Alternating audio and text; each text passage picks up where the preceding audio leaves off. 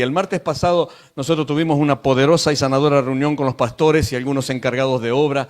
Tuvo tremendo, el Señor nos incretó a hacer un ayuno, para hacer un ayuno ese día, y nos entregó para corroborar, porque siempre cuando vos recibís algo del Señor o estás ahí, pedile una palabra. Le pedimos una palabra y el Señor nos dio esta palabra que está en Mateo 27, 62 al 64. La leo rápido. Dice: al día siguiente, que era el día de descanso, los principales sacerdotes y los fariseos fueron a ver a Pilato. Le dijeron: Señor, recordamos lo que dijo una vez ese mentiroso, hablando de Jesús, cuando todavía estaba con vida: luego de 3 días resucitaré de los muertos. Por lo tanto, le pedimos que selle la tumba hasta el 3er día. Eso impedirá que sus discípulos vayan y roben su cuerpo y luego le digan a todo el mundo que Él resucitó de los muertos. Si eso sucede, estaremos peor que el principio. Entonces, por esta palabra, nosotros entendimos claramente que deberíamos ayunar 3 días. Y lo propusimos al pueblo, porque ahí dice 3 días. Pero también nos aclara algo más. Nos decía aún que el enemigo, aunque estemos queriendo morir a nuestro yo, a nuestro ego, aún así el enemigo iba a tratar en lo posible de impedir que el propósito se cumpla. Por eso que los fariseos decían: vamos a hacer tal cosa, no vaya a ser que sea, y se complica el partido. Y yo quiero decirle que en este preciso momento estamos cumpliendo los 3 días. Por eso que estamos viendo esto tan grande que ya está ocurriendo, y algo más grande va a ocurrir. Amén, porque el Dios de dioses, Rey de reyes, Señor de señores, está en este lugar. Ahora, si yo te digo 3 días, yo te digo 3 días, ¿qué pensás? 1, 2, 3 me dicen. Así me dicen. Bíblicamente hablando, ¿qué? Resurrección, exactamente. Regan, resurrección. Pero quiero decirte que el Señor dejó establecido pautas en toda la Escritura para dejarnos entender que Él planifica y ejecuta obras poderosas en el 3er día. En cada ámbito, Él utiliza ese, no sé por qué, Él es Dios, Él sabe lo que hace. Pero nosotros vamos a hacer un recorrido medio rápido, si podemos, para ver cómo el Señor obra en estas cositas del 3er día, porque la palabra dice que Él iba a resucitar al 3er día conforme a las Escrituras. 1 Corintios 15, 4. Eso dice la Escritura, ¿verdad? Ahora, ¿cuál es el énfasis aquí? Si yo le digo, ¿cuál es el énfasis aquí? Ustedes me dicen que el Señor va a resucitar al 3er día. Y siempre nos enfocamos ahí, es una verdad poderosa. Y Él resucitó el 3er día. ¿Cuántos saben que Cristo resucitó el 3er día? Sabemos que Él resucitó porque Él está aquí y Él está haciendo esta obra maravillosa. Pero ¿saben qué? Todos lo sabemos, pero probablemente no estamos tan familiarizados con la segunda parte de esta declaración, que dice: según las Escrituras. Digan: según las Escrituras. Conforme a las Escrituras. Digan: conforme a las Escrituras. O sea, esto no solo era algo que sucedió en la historia, sino que también ya estaba escrito. Por así decirlo, fue profetizado en el Antiguo Testamento, porque Jesús mismo tomó la palabra. Léanlo conmigo, Lucas 26, 46. Jesús dijo: así está escrito, que el Cristo padecerá y resucitará de entre los muertos al 3er día. ¿Cuántos dicen amén a esa palabra? Cristo lo dijo, tiene que estar escrito. Yo te pregunto, conocedor de la Biblia, ¿dónde está escrito eso en el Antiguo Testamento? ¿En qué lugar encontramos que está escrito en el... ¿Vos sabés? Preguntale, ¿vos sabés? ¿Vos sabés? A ver, ¿alguno? ¿Dónde está escrito? Bueno, yo quiero decirte, querido, que en el Antiguo Testamento tiene más de una forma de mostrar a Cristo. Y nosotros a veces pensamos en primera instancia, cuando queremos explicar esto, bueno, debe haber alguna predicción específica, una profecía que diga exactamente, porque si Jesús lo dijo, tiene que haber. Yo lo voy a buscar a ver qué pasa. Y entré a buscar, no, pero no. Hay otras cosas que son explícitas, pero que no son directas. Como por ejemplo, cuando habla sobre un lugar, de Miqueas 5:2, dice: pero tú, Belén Efrata, pequeña para estar entre las familias de Judá, de ti me saldrá el que será Señor en Israel. Y sus salidas son desde el principio, desde los días de la eternidad. Buenísimo, sí, está hablando de... Pero no está diciendo que Jesús iba a morir y iba a resucitar al 3er día. Está hablando de una ciudad. Y así hay muchas otras palabras. Y todo bien, pero nos quedamos medio cortos cuando entramos a buscar las predicciones de que el Mesías tenía que morir al 3er día. Y nos quedamos medio cortinas ahí. ¿Y a qué se debe? ¿Saben por qué no lo pueden encontrar? Porque no existe ninguna. O sea, igual, pero ¿y cómo si el Señor lo dijo? Sí, el Antiguo Testamento, digan conmigo, el Antiguo Testamento Tiene muchas formas de mostrar a Cristo. Es cuestión de entenderlo, porque en el Antiguo Testamento se encuentra lo que nosotros podemos llamar patrones tipológicos. Ojo, y eso, mira cómo se puso. Patrones tipológicos. Un tipo, ¿no? Que eso nos orientan a Cristo. Y es tan lindo que nosotros podamos saber por si alguno por ahí te dice, no, pero dice la Escritura qué, y dónde dice en el Antiguo Testamento qué. Y bueno, por ejemplo, el sacrificio del Cordero de la Pascua. Y ahí lo vemos clarito, ¿no? 1 Corintios 15, 7, la segunda parte, porque nuestra Pascua, que es Cristo, ya fue sacrificada por nosotros. ¿Se entiende? No habla directamente, pero hay un patrón. Hay otro, por ejemplo, la construcción del tabernáculo. En Juan 1:14 dice, no lo tengo escrito acá, pero lo que te quiero decir que usa la palabra griega para tabernáculo cuando describe la vida de Jesús, indicando que Jesús es la presencia de Dios en cada uno de nosotros.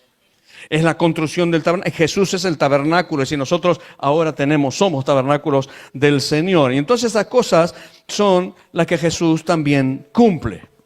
Otra cosa que quiero decirte que en el Antiguo Testamento encontramos un patrón en el cual Dios hace grandes cosas en el tercer día. Digan conmigo, estamos en el tercer día. Si un grupo grande de discípulos, de pastores y de encargados de obra, nos dispusimos a orar y buscar al Señor de una manera espectacular y sabemos que el Señor va a hacer grandes cosas, porque estamos en el tercer día. Ya estamos, algunos ya cortaron el ayuno, me parece. Andan con, sí. Algunos otros estamos con unas ganas bárbaras pero bueno. Pero el Señor en este tiempo hace grandes cosas. Cosas redentoras, cosas reveladoras, cosas poderosas, cosas sobrenaturales, cosas milagrosas, cosas de resurrección. Digan resurrección. Entonces yo te voy a dar 4 ejemplos. Mirá, la vida de Isaac es perdonada, número 1. La vida de Isaac es perdonada. Y vamos a hacer una historia bien rapidita, nomás porque ya son gente conocedoras de la palabra. ¿Cuánto conocen la historia de Génesis 22 cuando Abraham le dijo, bueno, Bueno, no voy a... Es todo por respeto a ustedes por el tema tiempo para que se vayan tempranito a casa. Entonces, una de las pruebas más intensas que yo pude observar en la Escritura, ¿no? Génesis 22. Una de las pruebas, pero poderosísimas, que Dios hace a un ser humano. Para mí fue muy intenso, ¿no? Y bueno, al final ya sabemos que Dios proveyó de un sustituto en el último minuto para salvar la vida de Isaac. ¿Cuántos saben que Dios muchas veces parecería que opera en el último momento? ¿Ah? Bueno, entonces este evento es una imagen de Dios Padre, que está ofreciendo a Jesús, su hijo, en este caso Isaac. Isaac es el hijo porque Isaac está descrito como el único, el unigénito a quien amas. Génesis 22, 2. Ahí el mismo Dios le dice que sacrifica tu hijo, tu único, a quien amas. Las mismas palabras que usan para el Hijo de Dios. Jesús es en el conocido pasaje de Juan 3:16 que dice, de tal manera amó Dios al mundo que ha dado a su Hijo unigénito, para que todo aquel que en Él cree no se pierda, mas tenga vida eterna. Entonces Abraham, el padre, escucha bien esta, Abraham el padre cargó la leña sobre los hombros de su hijo. Vos viejo, cargala vos, no seas malo. No, tenía que cargar la leña sobre los hombros de su hijo inocente para llegarlo al lugar donde iba a ser sacrificado, el lugar alto. Entonces quiero decirte que no fueron los romanos los que le impusieron la cruz. Ellos solo fueron instrumentos, pero en realidad quien le cargó la cruz fue el Padre. Usando, por supuesto, esta analogía, ¿no? Pero hay más, digan conmigo, hay más. ¿Cuántos quieren más? De a poquito le vamos dando forma. La historia esta también es una imagen de la resurrección de Jesús. Abraham le dice a su sirviente, cuando quedan ahí, ustedes esperen acá que nosotros vamos a subir. El muchacho y yo, dice, iremos, adoraremos y volveremos a vosotros. Mira esta figura. Yo la copié ahí machadíficamente para no olvidarme y para no irme por la rama, porque está espectacular. El padre y el hijo subieron a la montaña. El padre y el hijo harían el sacrificio. Uno sería el que sacrifica, el otro sería el sacrificado. A uno le duele el corazón, al otro el cuerpo y el alma. Pero ambos, como si fueran uno, regresarían para quienes los están esperando. ¿Cuántos dicen gracias, Señor? ¿Cuántos confían en que el Señor va a volver después de haber sido sacrificado y de haber resucitado? ¿Cuántos están esperando al Cristo resucitado? Hebreos, en el capítulo 11, cuando habla de la fe, el escritor de Hebreos infiere que Abraham creía que Dios iba a resucitar a Isaac. Y por eso que hizo lo que hizo. Dice la Escritura en Hebreos 11, 19, él consideró que Dios era poderoso para levantar aún de entre los muertos, de donde también, en sentido figurado, lo volvió a recibir. Abraham ya lo había matado en su corazón. Dios lo salvó. Hablando en sentido figurado, Isaac fue ofrecido, pero también hablando en sentido figurado, Isaac fue resucitado de entre los muertos. En sentido figurado. ¿Cuántos dicen amén a esta palabra? Entonces, en Génesis también habla sobre el periodo de tiempo de la muerte y resurrección figurativas de Isaac. Mira lo que dice el verso 3 y 4, siempre de capítulo 22. Abraham se levantó muy de mañana, aparejó su asno y tomó con él a 2 criados y a su hijo Isaac. Y se levantó y fue al lugar que Dios le había dicho. Al tercer día, alzó Abraham los ojos y vio el lugar de lejos. Yo me imagino al pobre viejito llevando a su hijo sabiendo que lo iba a pasar para el degüello. ¿Vos te imaginás eso?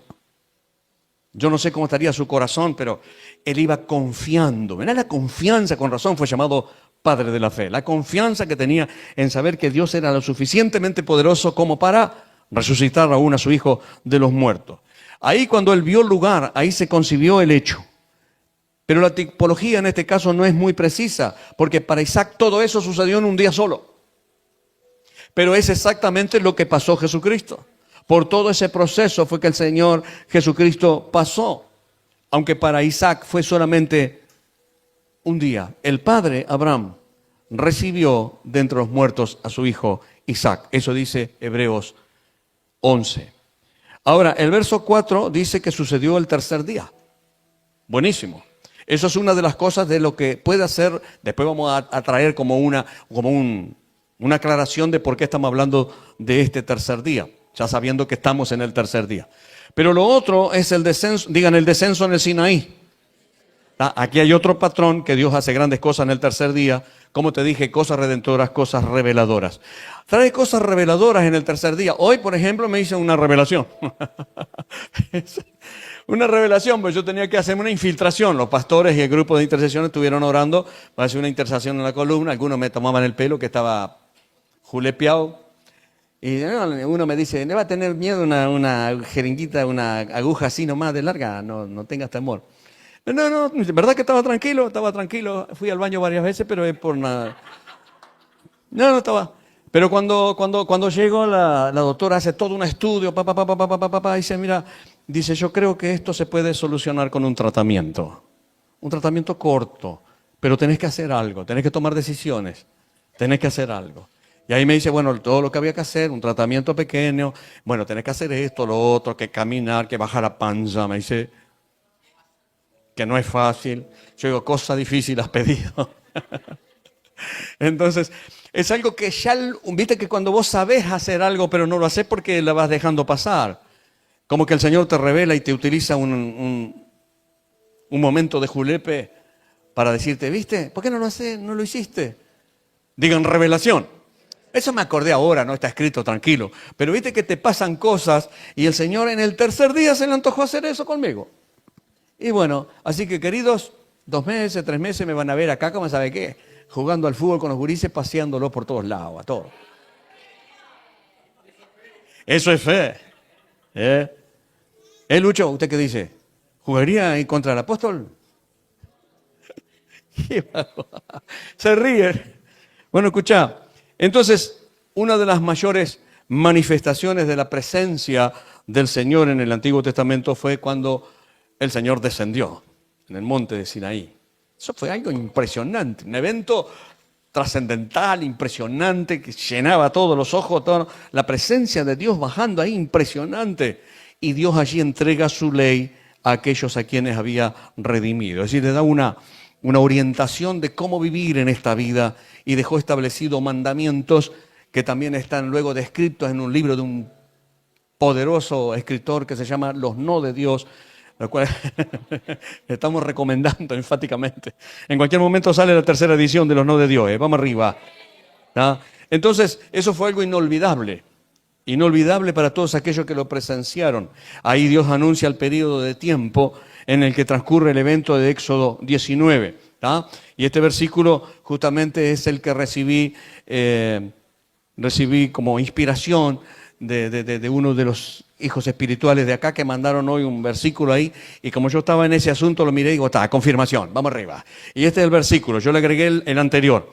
Dice Éxodo 19, 10 al 11, esto es cuando la gente finalmente llegó allá al monte Sinaí.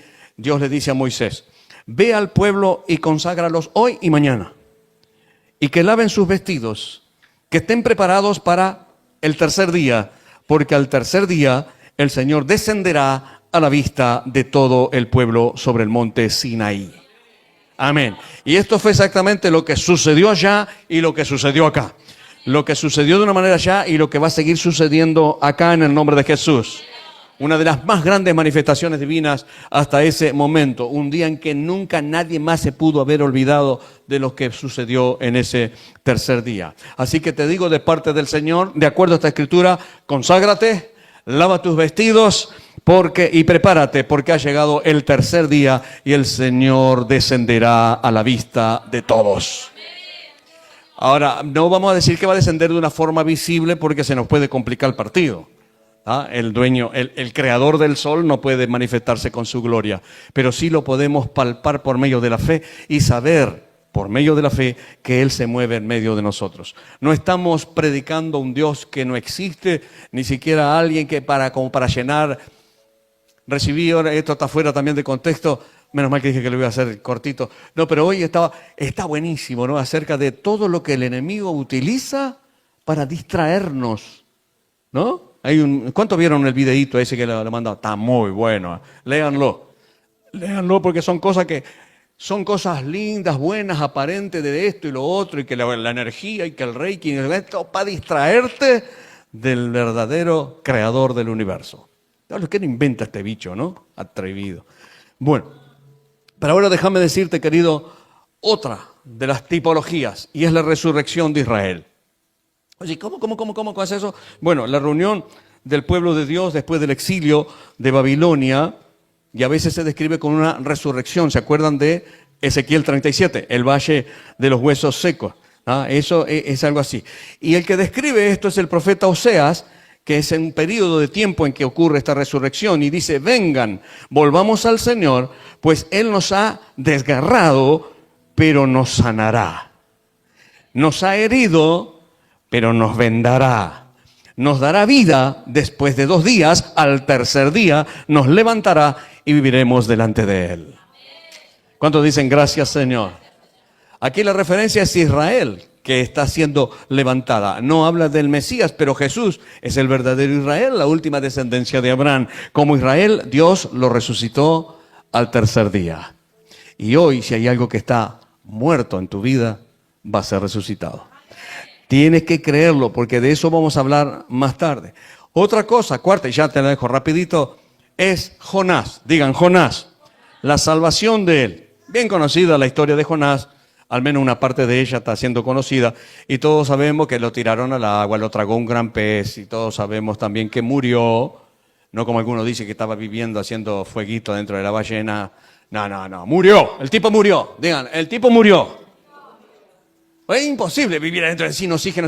Bueno, Dios lo puede hacer, lo pudo haber guardado una burbuja pero Él dice, tal como Jonás estuvo, así estará. Entonces, si Jonás no murió, tampoco Jesús murió. Eso está. Pero Jonás murió. Y el Señor lo resucitó después que sale de la tumba, después que sale del gran pez. Entonces esto Jesús mismo conecta estos puntos tipológicos, eso que no se saque de él. Él junta para nosotros, porque trazamos un paralelo, ¿verdad?, entre la liberación de Jonás y el Seol, y la liberación del mismo Señor. Dice, una generación perversa y adúltera demanda señal y ninguna señal le será dada sino la señal del profeta Jonás. Porque como estuvo Jonás en el vientre del monstruo marino 3 días y 3 noches, así estará el Hijo del Hombre 3 días y 3 noches en el corazón de la tierra. Dios diseñó la historia con Jesús en el centro. La historia se mueve a través del Señor Jesucristo. Todo lo que está escrito y todo lo que fue y todo lo que es y lo que va a venir está como Jesús en el centro. Y cada liberación que el Señor hace en el tercer día siempre apunta directamente hacia Jesús. Digan conmigo que Él se lleve la gloria. Es impresionante, si uno se pone a estudiar la Biblia, cada palabra ahí como cantaba, es impresionante la revelación que tiene el Señor y cada vez que uno se mete en la palabra encuentra cada vez más cosas, más te enamoras de Dios. Por eso si no hay tanto amor por el Señor o por su palabra, es porque no estás leyendo la Escritura con un corazón dócil para querer aprender. Es bien sencillo. ¿Ah? Bueno, yo voy a la iglesia y aprendo. El pastor enseña, el pastor Emanuel, el pastor Richard, todos los pastores enseñan bien acá. Sí, pero cuando vos tenéis una revelación de parte del Señor, ¿no? Y la leís y decís, ¡wow! Y entras a buscar, mojás el dedito y tac, tac, tac, tac, tac, y vas para allá y guardás acá para que no se te escape. Y de repente apuntás allá y ves, ¡wow! Es tremendo lo que el Señor te puede hacer. ¿Cuántos dicen amén? Muy bien, entonces, conforme a las Escrituras, dice la palabra. Conforme a las Escrituras. Y cuando Pablo dice que Jesús resucitó el tercer día conforme a las Escrituras, yo pienso, no lo dice, pero que él estaba pensando en estas palabras. Que el Señor inspiró por estas palabras. En 2 de Reyes 25 dice, así dice Jehová, el Dios de David, tu padre, yo he oído tu oración. ¿Cuántos saben que Dios oye la oración? Dice, y he visto tus lágrimas. ¿Cuántos saben que Dios ve las lágrimas que vos tenés derramadas por situaciones? Dice, y aquí que yo te sano. ¿Cuántos saben que Dios lo sana? Dice, al tercer día subirás a la casa de Jehová. Ya sé que muchos han derramado lágrimas por situaciones últimas. Han pasado situaciones y circunstancias cada uno de ustedes que nos constan. Y muchos de ustedes han sufrido y han derramado lágrimas, pero la oración fue escuchada. Y el Señor te hizo subir al tercer día para sanarte. Dicen, gracias Señor. Entonces, por milenios, querido, Dios ha estado trabajando con esto del tercer día. Él ha estado haciendo obras maravillosas en el tercer día. No lo hizo por accidente, de alguna manera Él obra así. Por el contrario, nosotros deberíamos fortalecer nuestra fe cuando consideramos que Dios diseñó toda la historia como con Jesús en el centro de eso. Y como te dije, cada liberación del tercer día lo apuntan a Él. Eso es impresionante. Y lo deja a Él resucitado, reinante, poderoso, soberano, supremo. Pero Él no está solo porque Él es la primicia. Por lo tanto, quiero decirte que nos da a entender de que Él obra al tercer día como hoy y en ti. Gracias, Señor. Hay un pasaje en Esther que habla acerca de que ella dice, ve y reúne, 4:16, a todos los judíos que se hallan en Susa, ayunad por mí, no comáis ni bebáis, durante 3 días y 3 noches. También yo y mis doncellas ayunaremos. Y entonces entraré a ver al rey, aunque no sea conforme a la ley. Y si perezco, que perezca. Hoy cuando estábamos cantando, no sé qué canción era, acerca de la misericordia del Señor, me venía a la mente como que una vez un pastor dijo que entró alguien con unas metralletas y dijo, bueno, todos aquellos que quieran seguir al Señor, que se queden acá, que los vamos a matar a todos, los demás se pueden ir. Quedaron pocos. Y el tipo dice, ahora sí, pastor, ya no hay hipocresía, predique tranquilo. Claro que el Señor no necesita esas cosas. En la voz de los martes, ¿da? Yo no sé si es cierto o no, pero el Señor no necesita de esas cosas porque hay una persona capaz que nueva, ni loco voy a dar mi vida por si yo recién estoy conociendo, no sé cómo viene la mano, ¿entendés? Pero sí, hay personas con 20, 30 años que dicen dar su vida por... ¿Cuántos están dispuestos a dar su vida por el Señor? 1, 2, 3. Bueno, no necesitan decírmelo a mí. ¿Cuántos estarían dispuestos a que si el Señor le dice, tenés que sacrificarme a tu hijo, lo hacen porque saben que aún desde los muertos lo va a resucitar? Only one.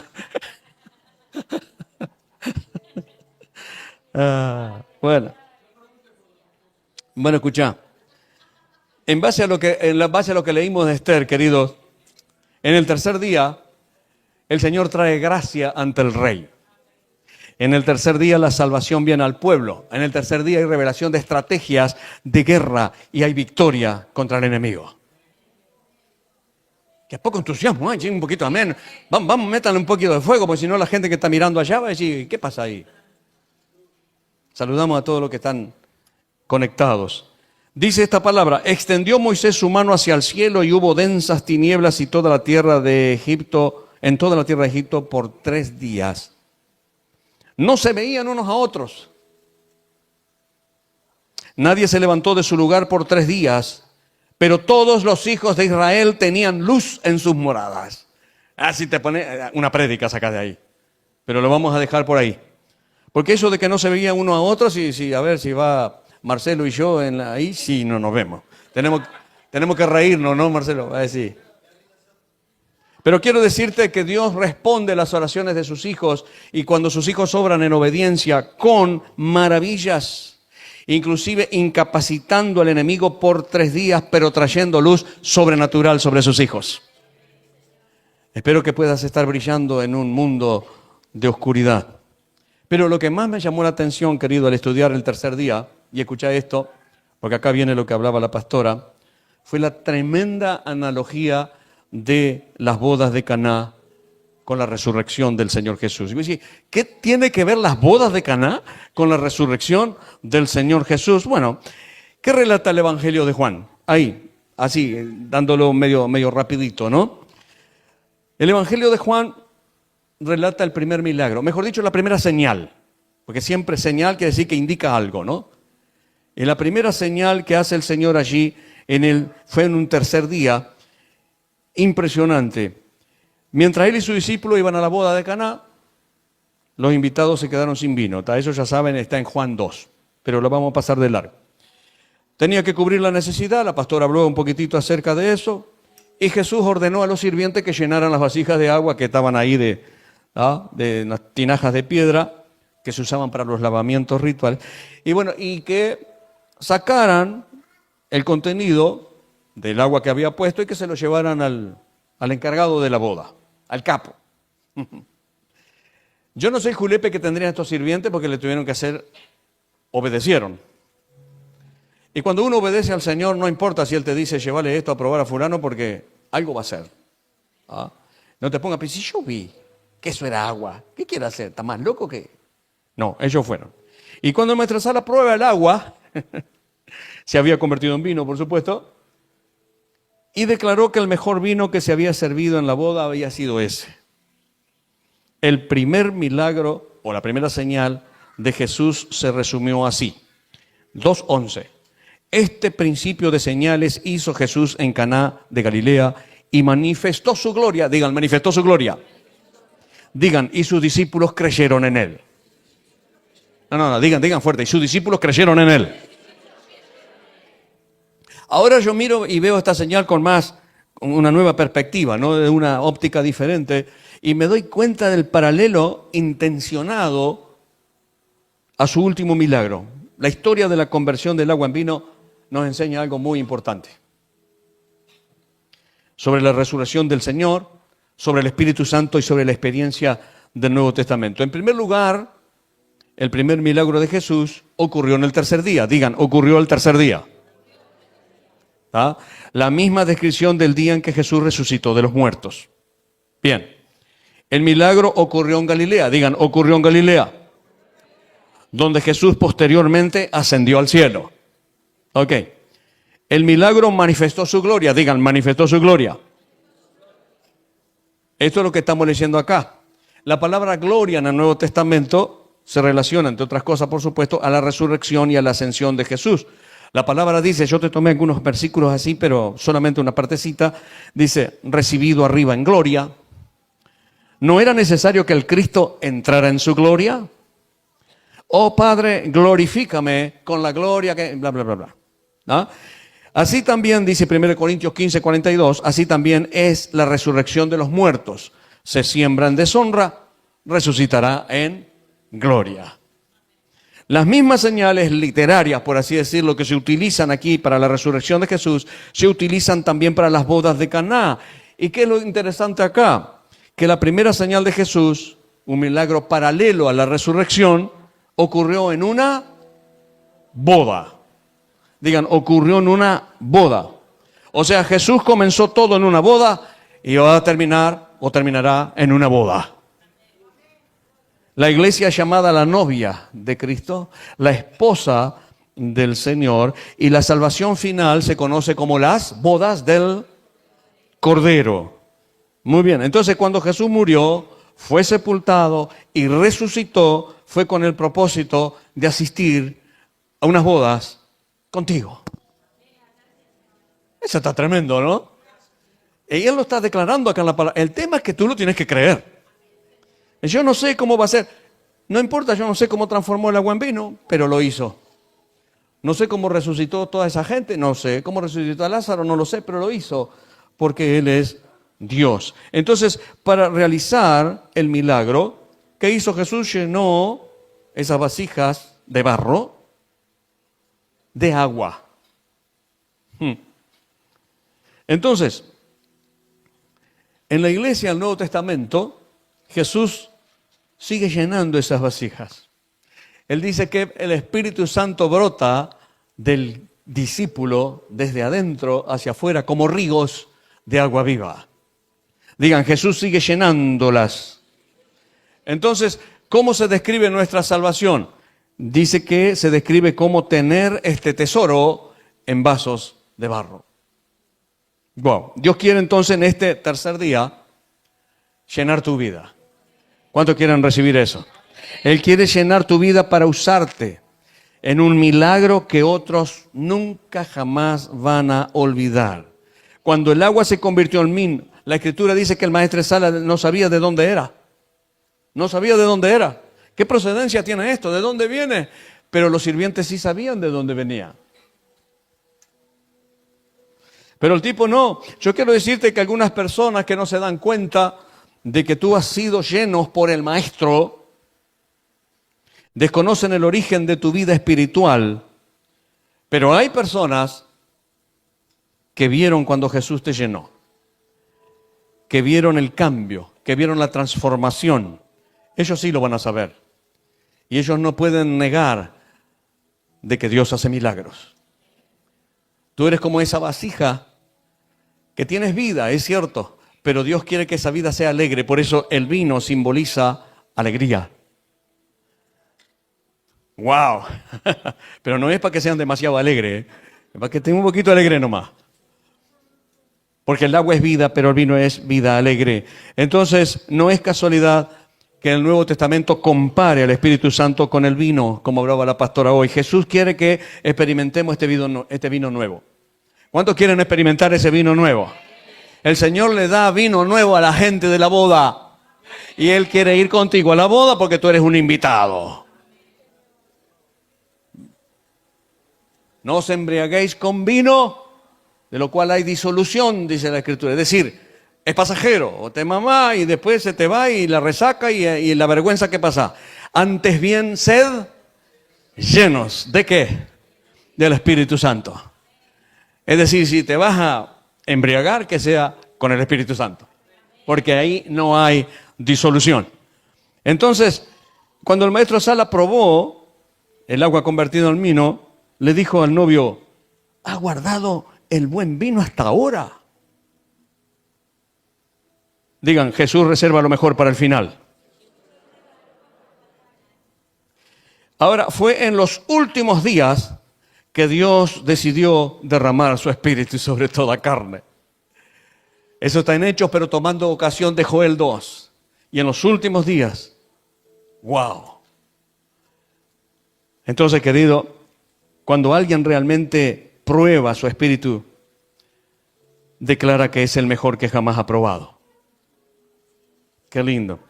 Y no puede evitar creer que el vino más fuerte de Jesús se va a servir en las bodas del Cordero. A lo último, en los últimos momentos de los tiempos, las bodas del Cordero, cuando Jesús beba el vino nuevo en su reino. Mateo 26, 29, y os digo que desde ahora no beberé más de este fruto de la vid hasta aquel día en que lo beba nuevo con vosotros en el reino de mi Padre. Digan conmigo, el Señor está hablando. El anhelo del corazón es compartir contigo por la eternidad. No pongas un palo en la rueda a lo que Él quiere para ti. La vida es demasiado corta como para andar preocupándose por bobadas. La experiencia del vino nuevo con el Espíritu Santo también está relacionada con la gloria de Dios. ¡Qué impresionante! ¿Por qué? Porque ese Espíritu solo puede venir después que Jesucristo fue glorificado. Mira lo que dice la palabra. Esto dijo del Espíritu que habían de recibir los que creyesen en Él, pues aún no había venido el Espíritu Santo. ¿Por qué? Porque Jesús no había sido aún glorificado. Lo último que Juan dice sobre este milagro es que sus discípulos creyeron. Digan, sus discípulos creyeron. Sus discípulos creyeron en Él. Entonces la resurrección de Jesús, querido, solo tú tienes que creer. No, prueba factible, que esto y lo otro. Hay pruebas, sí, literarias y de historiadores. Pero la prueba mayor es cuando tú crees. Y no como Tomás, que le dice, bienaventurados los que creen sin ver. Entonces la resurrección es algo en lo que debemos creer. Digan, yo tengo que creer en la resurrección. Jesús experimentó todo lo que hizo para que nosotros tuviéramos la oportunidad de creer y de ser salvos. Para estar en la boda de Jesús, querido, nosotros tenemos que creer en Él. Como dijo Pablo, cree en el Señor Jesucristo y serás salvo. Wow. Entonces nosotros sabemos que Jesús es el primero, el último, el alfa y el omega, el principio y el fin. Eso dice Apocalipsis. Por eso me parece bastante interesante que el primer milagro de Jesús pueda enseñarnos tanto acerca del caminar con Él y sobre todo de cómo creer en la resurrección. Y por asombroso que sea esa primera señal del tercer día, yo al menos particularmente, y creo que ustedes también, lo que más nos impacta y lo que más agradecido pone a nuestro corazón es su resurrección. El Señor no está muerto. Digan, Cristo no está muerto.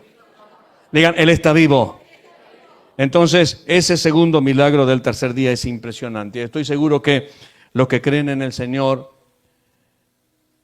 en que el Señor obra milagros en este día, en el que el Señor trae revelación en este día, en que el Señor trae sanidad en este día, el Señor trae liberación y restauración en este tercer día, yo te puedo asegurar que hoy lo puedes lograr.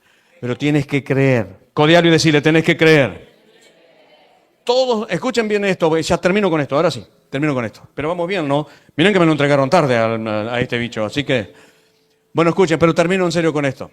Todos los discípulos, todos los siervos que recibieron instrucciones acerca del tercer día, todos, primero tuvieron que creer, se tuvieron que arriesgar a creer. Y después tuvieron que hacer lo que Dios dijo que tenían que hacer. ¿Se entiende? Entonces, queridos, de eso se trata este tercer día. Nos hemos puesto de acuerdo para ayunar, nos hemos puesto de acuerdo para buscar al Señor. En 3 días afligimos el alma, como dice la traducción en el Antiguo Testamento, por así decirlo, y hoy ya hemos disfrutado de algo glorioso. Porque en el tercer día Dios restaura todas las cosas.